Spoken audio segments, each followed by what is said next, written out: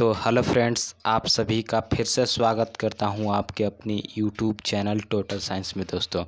तो चलिए फ्रेंड्स, आज हम लोग करने जा रहे हैं हिंदी क्लास 10th का, जिस चैप्टर का नाम है नागरी लिपि। 5वां चैप्टर है दोस्तों। यह आपके बोर्ड एग्ज़ाम के लिए यह ऑब्जेक्टिव बहुत ही इम्पोर्टेंट है दोस्तों। तो चलिए दोस्तों, क्वेश्चन की ओर आगे बढ़ते हैं। दूसरा नंबर क्वेश्चन है दोस्तों, गुणाकर मूल्य का जन्म किस राज्य में हुआ था दोस्तों? गुणाकर मूल्य का जन्म किस राज्य में हुआ था? ए बिहार, बी उत्तर प्रदेश, सी महाराष्ट्र या डी मध्य प्रदेश दोस्तों। इसका आंसर क्या होगा दोस्तों? तो इसका आंसर क्या होगा दोस्तों? अगर पता है दोस्तों तो इसका आंसर आपको तो हमें कमेंट में ज़रूर बताइएगा दोस्तों। तो इसका आंसर होगा दोस्तों, महाराष्ट्र में गुणाकर मूल्य का जन्म हुआ था दोस्तों। महाराष्ट्र में, सी महाराष्ट्र। चलिए दोस्तों, तीसरा नंबर क्वेश्चन है कि गुणाकर मूल्य की प्रारंभिक शिक्षा किस परिवेश में हुई थी? गुणाकर मूल्य की प्रारंभिक शिक्षा किस परिवेश में हुई थी दोस्तों? तो ये ऑप्शन है दोस्तों, ए नगरीय, बी ग्रामीण, सी उच्च स्तरीय या डी इनमें से कोई नहीं दोस्तों। तो इसका आंसर क्या होगा दोस्तों? गुणाकर मूल्य की प्रारंभिक शिक्षा किस परिवेश में हुई थी दोस्तों? तो वे ग्रामीण में हुई थी। कहाँ हुई थी दोस्तों? मतलब देहातों में, यानी ग्रामीण में। चलिए दोस्तों, चौथा नंबर क्वेश्चन है दोस्तों कि मूल्य जी ने मिडिल स्तर तक किस भाषा को पढ़ाया था? मूल्य जी ने मिडिल स्तर तक किस भाषा को पढ़ाया? ए गुजराती, बी संस्कृत, सी मराठी या डी हिंदी दोस्तों। इसका आंसर क्या होगा? तो इसका आंसर देने का प्रयास करें दोस्तों। इसका आंसर होगा सी मराठी दोस्तों। वह मराठी को मिडिल स्तर तक पढ़ा है दोस्तों। चलिए दोस्तों, 5 नंबर क्वेश्चन है कि गुणाकर मूल्य की शिक्षा की भाषा क्या थी दोस्तों? गुणाकर मूल्य की शिक्षा की भाषा क्या थी? तो वह हमेशा मराठी, वो शिक्षा की भाषा, गुणाकर मूल्य जी की शिक्षा की भाषा क्या थी? मराठी ही थी दोस्तों। चलिए दोस्तों, 6 नंबर क्वेश्चन है कि अक्षरों की कहानी किनकी रचना है? 6 नंबर क्वेश्चन है दोस्तों कि अक्षरों की कहानी किनकी रचना है? ए अनामिका की, बी गुणाकर मूल्य की, सी हजारी प्रसाद द्विवेदी की या डी इनमें से कोई नहीं दोस्तों। इसका आंसर क्या होगा? तो अक्षरों की कहानी गुणाकर मूल्य की रचना है दोस्तों। चलिए दोस्तों, 7 नंबर क्वेश्चन है कि नागरी लिपि किस विद्या की रचना है? नागरी लिपि किस विद्या की रचना है दोस्तों? ए कहानी, बी निबंध, सी उपन्यास या डी संस्मरण दोस्तों। नागरी लिपि किस विद्या की रचना है दोस्तों? तो यह निबंध है दोस्तों। नागरी लिपि एक निबंध है। चलिए दोस्तों, 8 नंबर क्वेश्चन है कि नागरी लिपि पाठ गुणाकर मूल्य की किस रचना से लिया गया है? नागरी लिपि पाठ गुणाकर मूल्य की किस रचना से लिया गया है? ए अक्षरों की कहानी से, बी भारतीय लिपियों की कहानी से, सी अक्षर कथा से या डी भारतीय विज्ञान की कहानी से दोस्तों। नागरी लिपि क्या गुणाकर मूल्य की किस रचना से लिया गया है दोस्तों? तो इसका आंसर क्या होगा दोस्तों? तो ये इसका आंसर होगा भारतीय लिपि की कहानी से लिया गया है दोस्तों, नागरी लिपि। चलिए दोस्तों, 9 नंबर क्वेश्चन है कि नागरी लिपि पाठ किस लिपि में रचित है? 9 नंबर क्वेश्चन है दोस्तों, नागरी लिपि पाठ किस लिपि में रचित है? ए ब्राह्मणी लिपि, बी खरोष्ठी लिपि, सी देवनागरी लिपि या डी इनमें से कोई नहीं दोस्तों। तो नो का आंसर क्या होगा दोस्तों? कमेंट में हमें ज़रूर बताइएगा दोस्तों। तो इसका आंसर क्या होगा दोस्तों? नागरी लिपि देवनागरी में लिपि में रचित है दोस्तों। चलिए दोस्तों, 10 नंबर क्वेश्चन है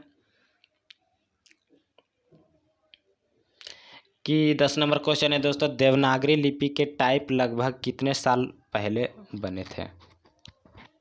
देवनागरी लिपि के टाइप लगभग कितने साल पहले बने थे दोस्तों? ए 2 सदी, बी 3 सदी, सी 1 सदी या डी इनमें से कोई नहीं दोस्तों। इसका आंसर क्या होगा दोस्तों? तो देवनागरी लिपि के टाइप लगभग कितने साल पहले बने थे दोस्तों? तो इसका आंसर होगा दोस्तों ए, 2 सदी साल पहले बना था दोस्तों। चलिए दोस्तों 11 नंबर क्वेश्चन है कि नेपाली भाषा की लिपि क्या है? नेपाली भाषा का लिपि क्या है दोस्तों?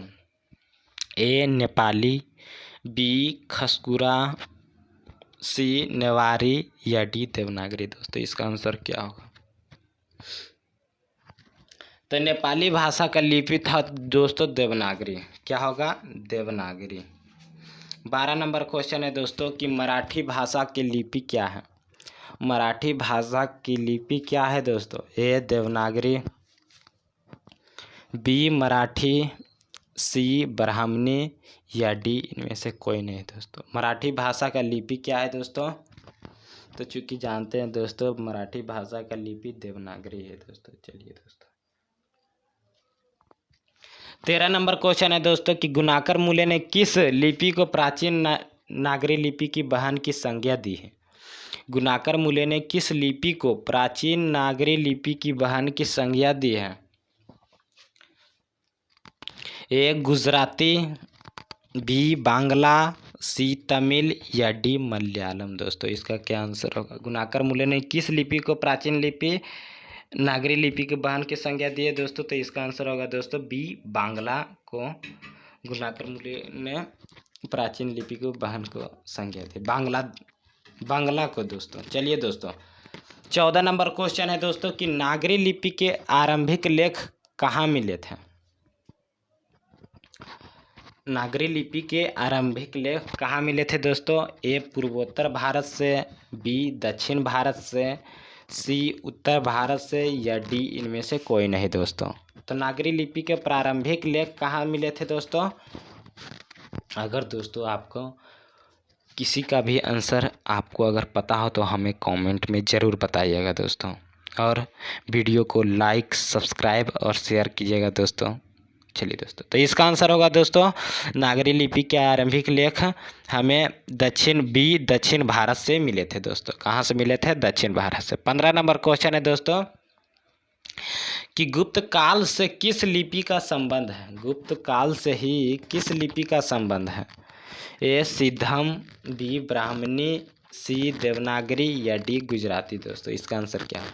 गुप्त काल से किस लिपि का संबंध है दोस्तों? तो ये हमें ब्राह्मणी लिपि का संबंध है दोस्तों। चलिए अस्तित्व कब आया? नागरी नाम अस्तित्व में कब आया दोस्तों? नागरी नाम ए 1000 ईस्वी के आसपास, बी 1500 ईस्वी के आसपास, सी 1600 ईस्वी के आसपास या डी 1700 ईस्वी के आसपास। दोस्तों इसका आंसर में कब आया दोस्तों? इसका आंसर बताइए दोस्तों। तो इसका आंसर क्या होगा दोस्तों?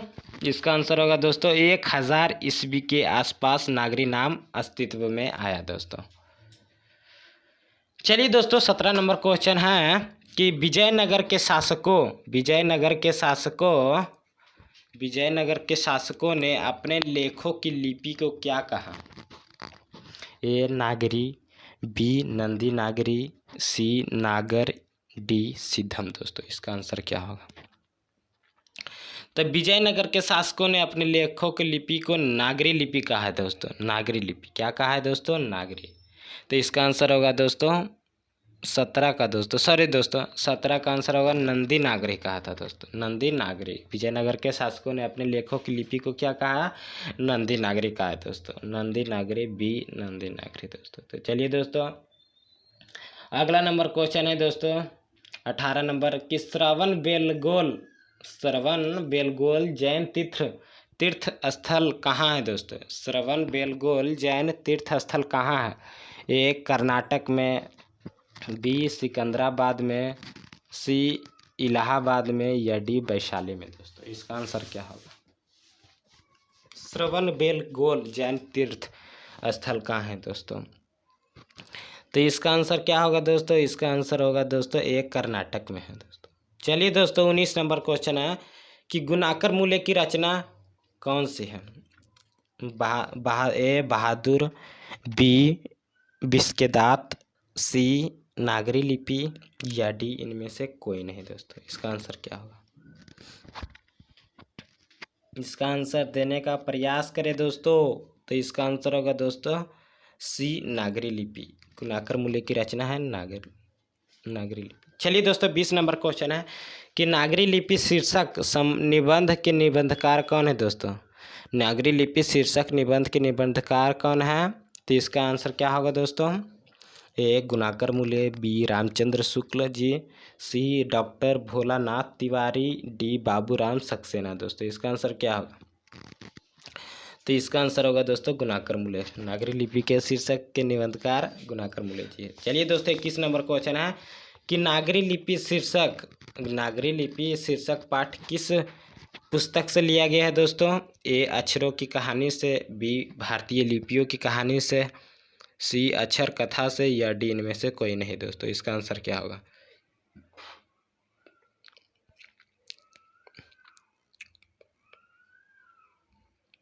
तो इसका आंसर क्या होगा दोस्तों, कमेंट में हमें ज़रूर बताइएगा दोस्तों अगर आपको पता है तो नागरी लिपि शीर्षक पाठ भारतीय लिपियों की पुस्तक से लिया गया है दोस्तों। चलिए दोस्तों अगला नंबर क्वेश्चन है 22 नंबर कि मराठी सब भाषा की लिपि कौन सी है। मराठी भाषा की लिपि कौन सी है दोस्तों। तो इसका तो शायद पहले भी हम आ चुका है दोस्तों। तो इसका होगा देवनागरी दोस्तों। मराठी भाषा की लिपि देवनागरी ही है दोस्तों।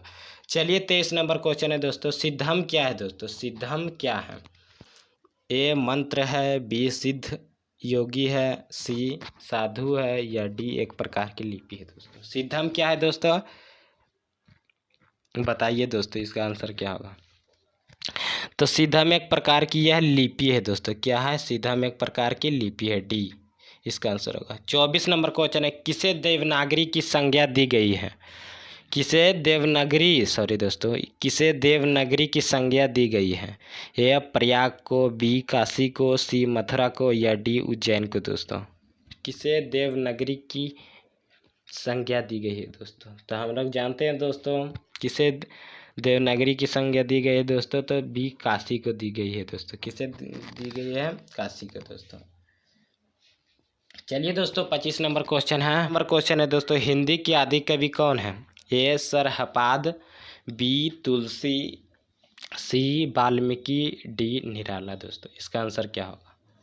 हिंदी के आदि कवि कौन है दोस्तों। तो इसका आंसर क्या होगा दोस्तों। तो हिंदी के आदि कवि कौन है दोस्तों, सरहपाद है दोस्तों, सरहपाद दोस्तों। चलिए दोस्तों 26 नंबर क्वेश्चन है कि अमोघ वर्ष कौन था। अमोघ वर्ष कौन था। ए एक विद्वान था, ए बी प्रख्यात राष्ट्रकूट राजा था, सी एक कवि था, या डी एक राजवैद्य था। दोस्तों अमोघ वर्ष कौन था। तो दोस्तों अमोघ वर्ष एक प्रख्यात राष्ट्रकूट राजा था दोस्तों। अमोघ वर्ष एक प्रख्यात मतलब जाना माना एक राजा था दोस्तों। चलिए दोस्तों 27 नंबर क्वेश्चन है कि मिहिर भोज की ग्वालियर प्रशिस्त किस भाषा में है। मिहिर भोज की ग्वालियर प्रशिस्त किस भाषा में है। ए प्राकृत में, बी अपभ्रंश में, सी संस्कृत में, या डी हिंदी में। दोस्तों इसका आंसर क्या होगा। मिहिर भोज की ग्वालियर प्रशिस्त किस भाषा में थी दोस्तों। तो यह संस्कृत में थी दोस्तों, यह संस्कृत में थी। चलिए दोस्तों 28 नंबर क्वेश्चन है दोस्तों बेतमा कहाँ है। बेतमा कहाँ है। ए इंदौर के पास, बी इलाहाबाद के पास, सी पुणे के पास, या डी पटना के पास। दोस्तों इसका आंसर क्या होगा। बेतमा कहाँ है। तो बेतमा दोस्तों इंदौर के पास है। कहाँ है दोस्तों, बेतमा इंदौर के पास है। चलिए दोस्तों 29 नंबर क्वेश्चन है दोस्तों दक्षिण भारत के पांड्य प्रदेश से किस राजा के पलियम ताम्रपत्र मिले हैं दोस्तों। ए महेंद्रपाल, बी राजा वर्गुण, सी राजा भोज, या डी श्रीगंग राजा। दोस्तों इसका आंसर क्या होगा 29 का। तो 29 का आंसर होगा दोस्तों राजा वर्गुण। आंसर होगा बी दोस्तों। चलिए दोस्तों 30 नंबर क्वेश्चन और लास्ट है दोस्तों कि उत्तर भारत की विशेष स्थापत्य शैली को क्या कहते हैं दोस्तों। उत्तर भारत की विशेष स्थापत्य शैली को क्या कहते हैं दोस्तों। ए ललित शैली, बी अभिनागर शैली, सी विभ्राट शैली, डी नागर शैली। दोस्तों इसका आंसर क्या होगा दोस्तों? तो चलिए दोस्तों, इसका आंसर होगा उत्तर भारत की विशेष स्थापत्य शैली को नागर शैली कहा जाता है दोस्तों। तो चलिए दोस्तों, आज के लिए इतना ही, फिर मिलेंगे नेक्स्ट वीडियो में। इसी तरह के वीडियो पाने के लिए दोस्तों हमारे चैनल को लाइक करें, सब्सक्राइब करें और दोस्तों के पास ज़्यादा से ज़्यादा शेयर करें दोस्तों। और दोस्तों 2-4 दिन में हम लोग एक से एक ऑब्जेक्टिव भी ऑब्जेक्टिव लाएंगे दोस्तों, और आप लोग को बहुत सारा ऑब्जेक्टिव देंगे दोस्तों, सब्जेक्टिव लाएंगे, सेट प्रैक्टिस कराएंगे दोस्तों। इसलिए हमारे चैनल को आप भी सब्सक्राइब करें और दोस्तों के पास इसे शेयर करें दोस्तों। चलिए दोस्तों, वीडियो देखने के लिए धन्यवाद।